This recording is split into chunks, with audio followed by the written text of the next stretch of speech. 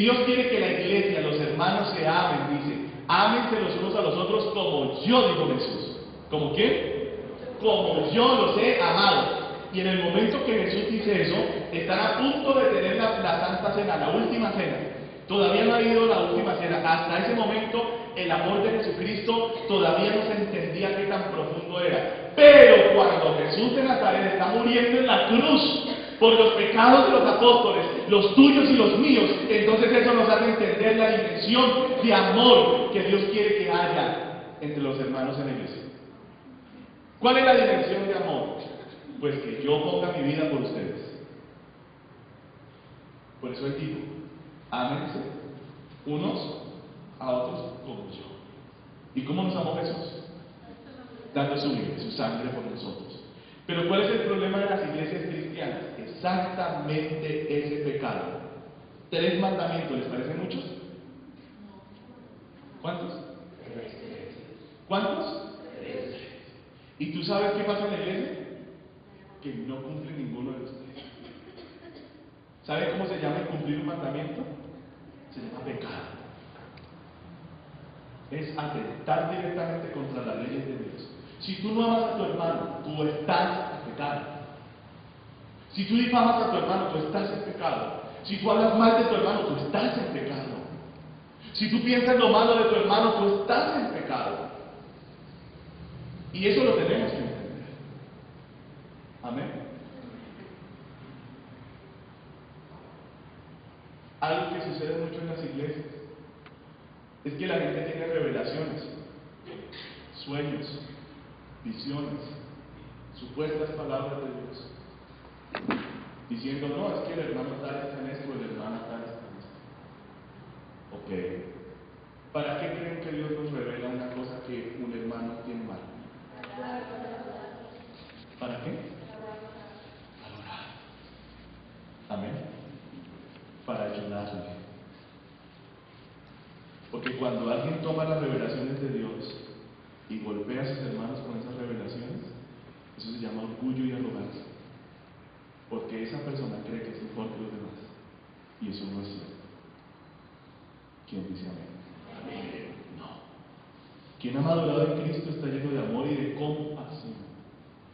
Y aunque vive una vida santa y totalmente íntegra, desde esa integridad lo único que hace es tender la mano al que no se puede parar. ¿Quién escuchó eso? Eso va a evitar la juzgadera y las divisiones en una iglesia. Pero acuérdate siempre que el que quiere traer división a la iglesia, ¿quién es? Satanás. En el capítulo 3 de Colosenses, versículo 12, como les decía,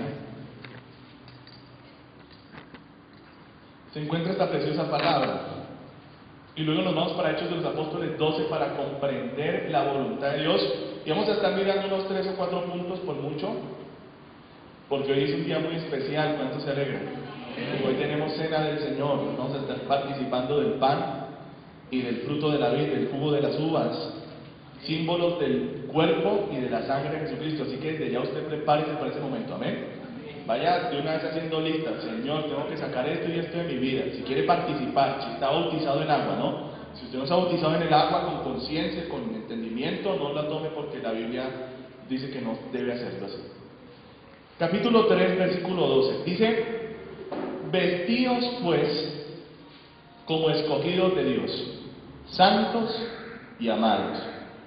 ¿De qué me tengo que vestir, Señor? De entrañable misericordia. ¿Qué significa entrañable? Esa palabra me está hablando de qué? Significa mis sentimientos más profundos. Vístase con una misericordia profunda que le salga aún de su propio estómago. Dice, de benignidad. ¿Qué significa algo benigno? ¿Cuántos han oído cuando los médicos le dicen a una persona, no sabemos si es qué? Benigno o... Si es benigno, la persona, ¿qué cara pone? ¡Ah! Y si le dicen es maligno, ¿qué cara pone uno? Oh. ¿Quién me entendió? Entonces dice, vístase de benignidad. Asegúrese que usted no es malo, mejor dicho, para nadie. Amén. Solo para Satanás. Ahí sí estamos autorizados a ser muy malos para él. Porque quien agrada a Dios no le cae bien al diablo en nada. Dice, ojo con esta parte porque va a ser uno de los puntos que vamos a trabajar. De humildad. Mira este otro punto que tenemos que trabajarlo. De mansedumbre. ¿Qué es mansedumbre? ¿Es el bobo? No. La mansedumbre, uno predica la mansedumbre o que un animal es manso. ¿Cuándo un animal es manso? Usted Ramiro que sabe de animalitos. Se deja acariciar, se deja llevar, se deja traer, ¿verdad? Pero si ahora es manso, porque antes ¿cómo era? Salvaje, indómito. ¿Se dejaba agarrar antes? De nadie, ¿verdad? ¿Qué pegaba? ¿Verdad? Un caballo es bien bravo, ¿qué hace? Usted lo agarra por aquí, si es salvaje, le mete un mordisco, le mete una patada, pero no se deja. Entonces la mansedumbre es lo contrario, usted lo puede ¿cómo? Acariciar. Amén. Jesús era manso y humilde de corazón. Cuando lo ofendían, ¿qué hacía? Callaba. O respondía con palabras muy bonitas. Un tipo le pega una cachetada en el Sanedrín y él le dice, ¿por qué me pegas? O sea, si algo dije mal, muéstrame mi error, le dice. Y si no he dicho nada malo, ¿por qué me pegas? ¿Cómo era Jesús? Manso, ¿verdad? Algunos dicen no es menso. Bueno, pues yo no sé cómo le llamará a una persona que se ha pegado una cachetada y responde así.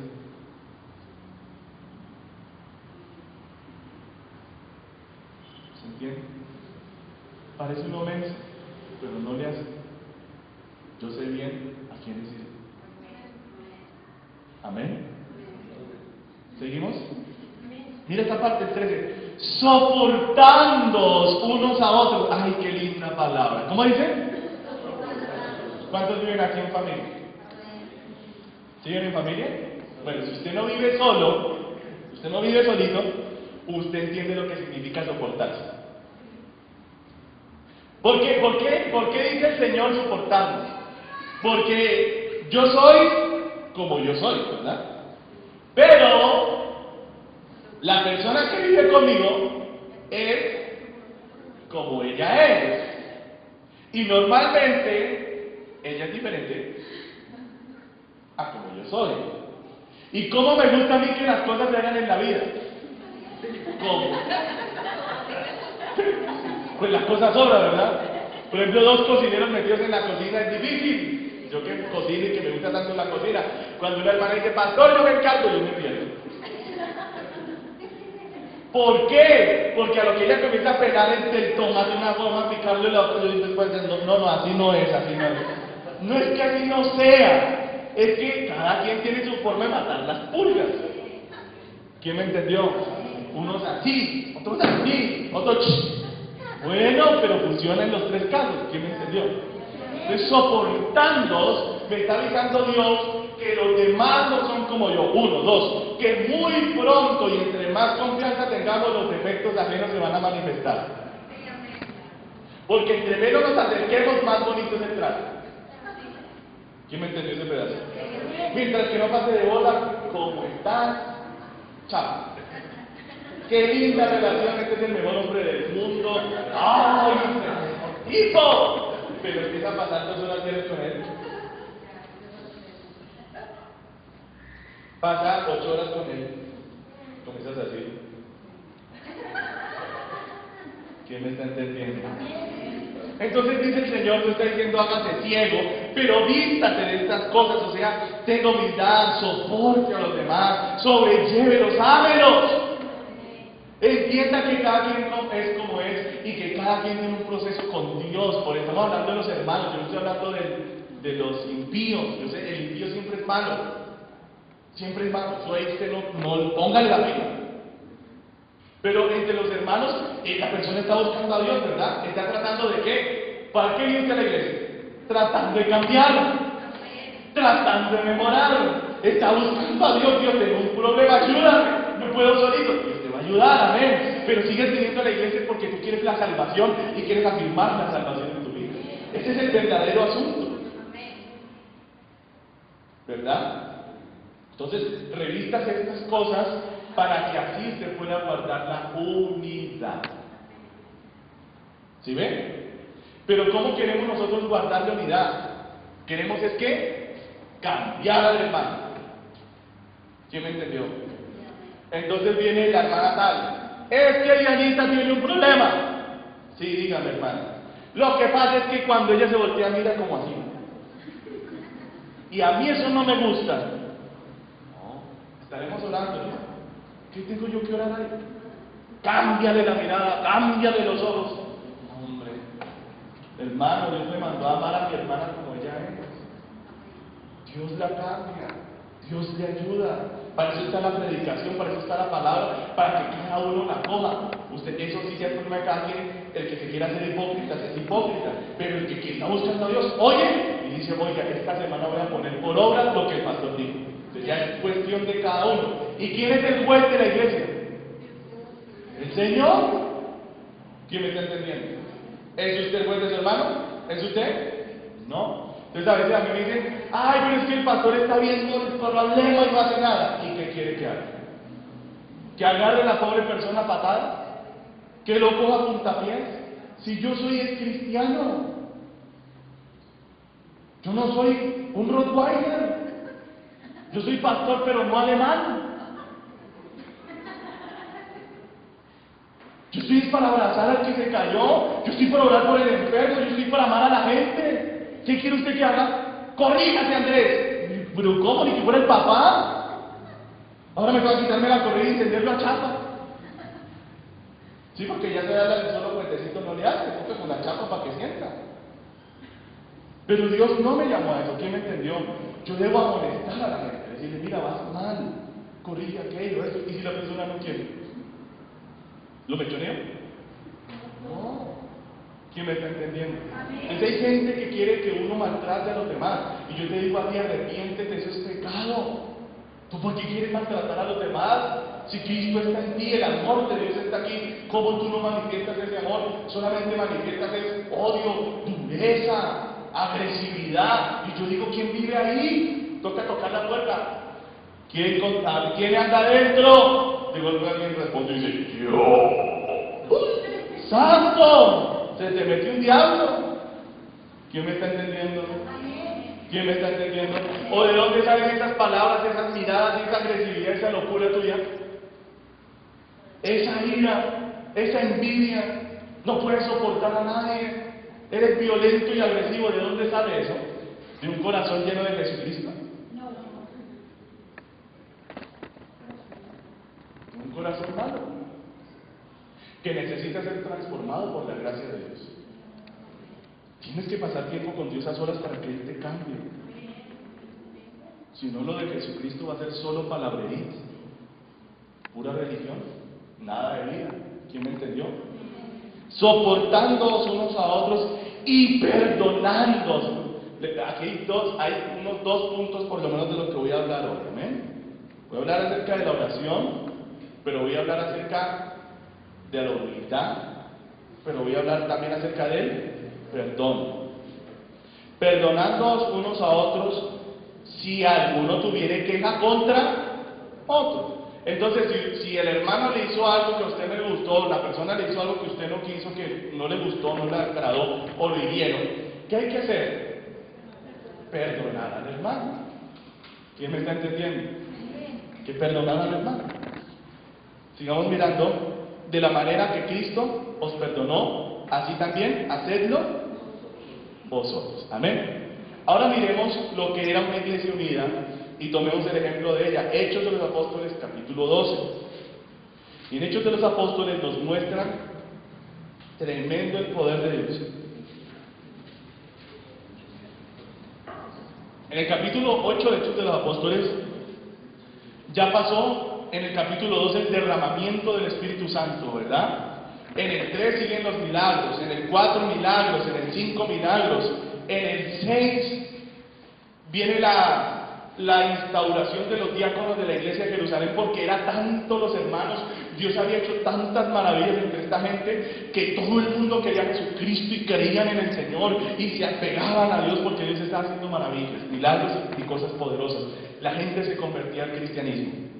Ahora, en el capítulo 7, matan a Esteban, da un discurso, luego lo matan en el 8, luego empieza la evangelización de Samaria, tal y como Jesús lo había dicho en el capítulo 1. Luego en el capítulo 9, Dios sigue dando más victorias. ¿Cuál victoria?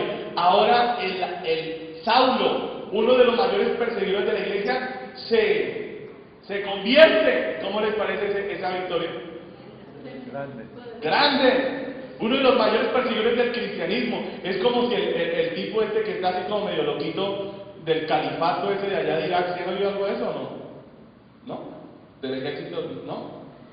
¿Del Estado Islámico, esa pequeñísima guerrillita que está matando a todos los cristianos en todo el Medio Oriente, o no han escuchado nada de eso? Bueno, es como si ese hombre se convirtiera en cristianismo. Sería una super victoria para la iglesia. Significa que la iglesia tiene mucho poder en la oración y Dios está oyendo su oración. Hasta ahí va bien. Capítulo 10 va Pedro y por primera vez se convierte en los no judíos. Porque recuerde que el evangelio es primeramente para el judío y luego para nosotros. Y por primera vez llega el evangelio a Cornelio, se convierte, todo el mundo está impresionado de lo que Dios está haciendo. La iglesia, ¿cómo iba? De victoria en victoria.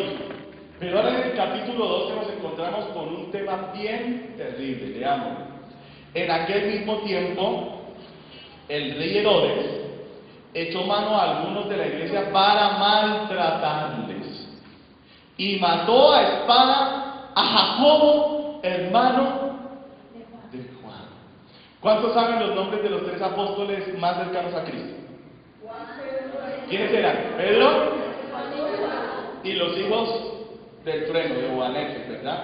Juan y Jacobo. Uno de los íntimos de Jesús, uno de los que más conocía a Cristo, uno de aquellos que yo sé que de los 12 pastores de esa iglesia, o de los 12 apóstoles, porque eran 12 pastores, ¿cuántos me entendieron?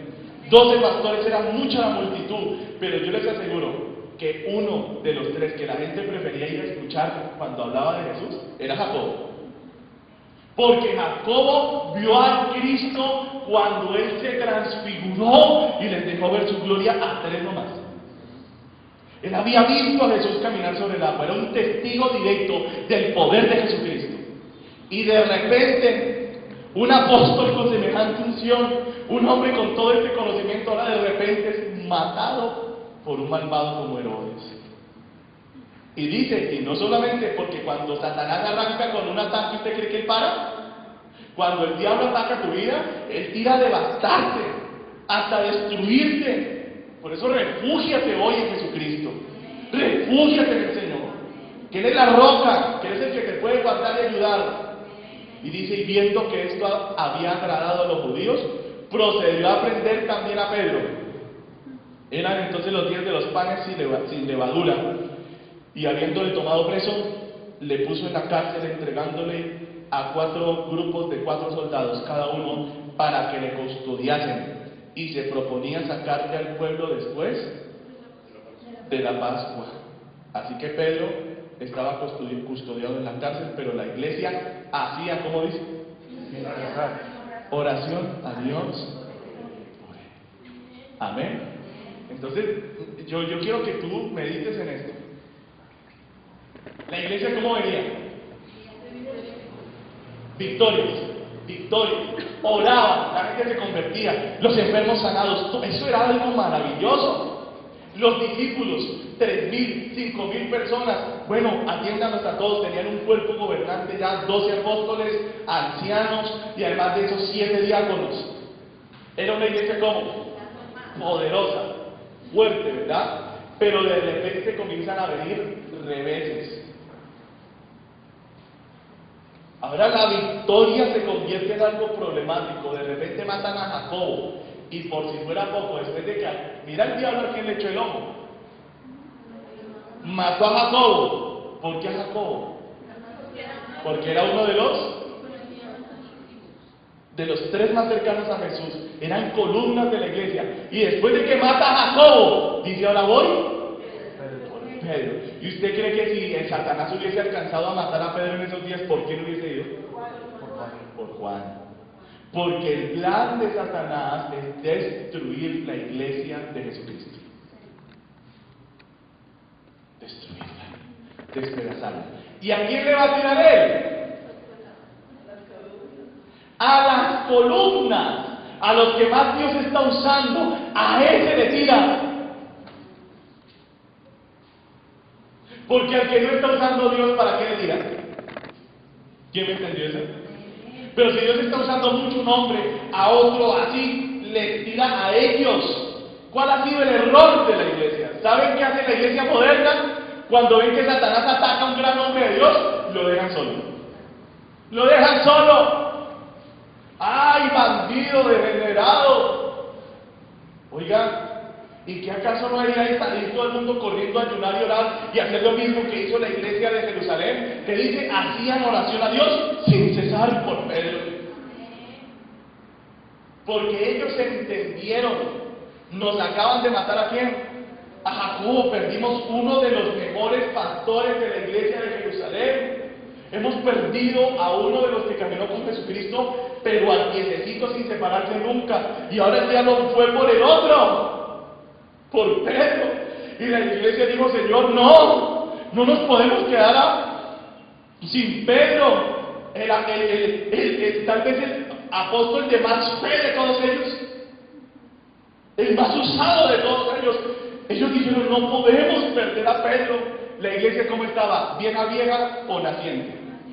Además de eso, estaba naciente, estaba pequeña, estaba jovencita. Y Satanás dijo, le quito a Pedro y luego voy por Juan. ¿Quién está entendiendo? Pero nosotros tenemos un Dios poderoso, ¿no? Si nosotros oramos, las cosas cambian. Porque Dios quiere eso, y hoy Dios quiere que esta iglesia entienda que el poder de esta iglesia está en la unidad y en la oración que hacemos los unos por los otros. Amén. Ahora, ¿qué actitud hubiese podido tomar la iglesia de Jerusalén, verdad? Yo he planteado algunos escenarios, algunas cosas en mi mente. ¿Cuál hubiese podido ser la actitud? Por ejemplo, a ver cómo les parece esta actitud, así de pronto no la hubiésemos podido tomar, ¿verdad? ¿Quién está encarcelado allí? ¿Cómo era la unción de Pedro? ¿Cómo lo usaba Dios a él? Era eso, era tan grande el poder de sanidad, era tan fuerte la gloria de Dios sobre él, que la gente le ponía a los enfermos para que la sola sombra le cayera encima, porque a lo que la sombra caía encima del enfermo se sanaba. Yo les voy a explicar, porque tengo un testimonio acerca de eso. Cuando la unción de sanidad es muy grande sobre una persona, cuando el poder de Dios para sanar se vuelve en algo ya demasiado fuerte, la gente se puede sanar alrededor de la persona sin que la persona ore. ¿Les cuento un testimonio? Bueno, hay una iglesia de un pastor al que he amado mucho, pero que tristemente se ha torcido, porque estamos viendo que la iglesia hoy en día es mucho el pastor torcido, pero mucho es mucho. Él era un pastor joven con su esposa, venía bien, pero le dio por juntarse con quien no debía y le metió en su leudada, y ahora usted los ve bailando merengue en el altar, alabando a Dios. Dice, vamos a bailar merengue, que esto es chévere. Y yo decía, Dios mío, no lo puedo creer. ¿De dónde lo saca uno Jesús? De allá. Y ahora voy a comerlo del bar y me lo voy a traer para acá. ¿Pues qué acaso Dios no es santo? ¡Qué error! Bueno, y ahorita está haciendo pactos, pidiendo plata para que la gente se sane. ¿Cuándo Jesús pidió plata para sanar a la gente? Nunca. Bueno, venía bien. En los días que venía como medio bien, me fui con el hermano Benjamín a ministrar en esa iglesia. Entonces el Espíritu Santo me pone en el corazón, quítese su saco, póngalo sobre él y ore para que yo lo use en sanidad muchísimo más de lo que hasta aquí lo he usado. Miren, claro, yo soy un hombre obediente al Espíritu Santo, me quité el saco, le dije, pastor, mira, Dios me dice que haga esto, lo hice. Se lo puse, luego le puse la mano encima y le pedí a Dios que lo empezara a usar en milagros de sanidad mayores de los que había visto hasta aquí. Y de repente viene la gloria y nos tiró al piso, y bueno, era tanta la unción de sanidad que quedó sobre el altar, que en esa iglesia había una hermana que estaba como mal espiritualmente. ¿Por qué lo digo? Porque cada vez que la gloria del Señor descendía sobre ese lugar, esta mujer se ponía rara, se enloquecía, empezaba a hacer así. Entonces uno veía eso todo el culto. Y yo digo, eso no es el Espíritu Santo. A veces, cuando Dios te bautiza en fuego, tú quedas con un temblor como si la electricidad te hubiese cogido. Eso pasa. Uno se siente tembloroso, que uno dice, mírame, como si la corriente te hubiese cogido. Pero una cosa es eso, y otra cosa es estar brincando por toda la iglesia y haciendo así, viendo la música, tirándolo todo al piso. ¿Quién me entendió? Ahí ya no está Dios. Hay un demonio ahí que está metido. Se quiere tirar toda la iglesia, quiere destruir a los hermanos, le mete 3 cachetadas del lado, y el esposo, el pobre esposo, dura todo el culto prendido del brazo de la señora y haciendo. Nunca olvido eso. Pobre viejito, empieza a mirar como diciendo, Dios mío, ¿qué le pasará a mi esposita? Ay, Dios. Otra hermana que cogía el temblor era la pelvis, no entendían, bueno, tiene su diablo. Uno tiene discernimiento. Bueno, así pasó. Resulta que el viejito yo no sé si de tanto tener a la esposa le cogió como tendinitis, no sé si se le dañó un brazo. Y yo me acuerdo tanto que cogí y me senté después de que oré por los pastores, me senté aquí, y entonces el viejito llegó y se subió al altar, y un paso así. Y yo sí lo vi, yo hice una cara así como rara. Eso. ¡Ay! Empezó a hacer así, ¡ay! ¡Pastor! ¿Qué, hermano, qué? ¡Me sané! ¿De qué? Me dice 4 meses sin poder mover el brazo. Mire, ¿quién oró por él? Pero era tan grande el poder de sanidad que había caído sobre los pastores, que quedó sobre el altar, que cuando el viejito dio el paso, quedó sanado. Pues eso pasaba con Pedro, pero cuando él caminaba, era tanto el poder de la sanidad que la gente sabía que si solo se acercaban a Pedro, la gente sanaba. Entonces Satanás dijo, ya me maté a Jacobo, un gran predicador, pero ahora me voy a matar al Pedro.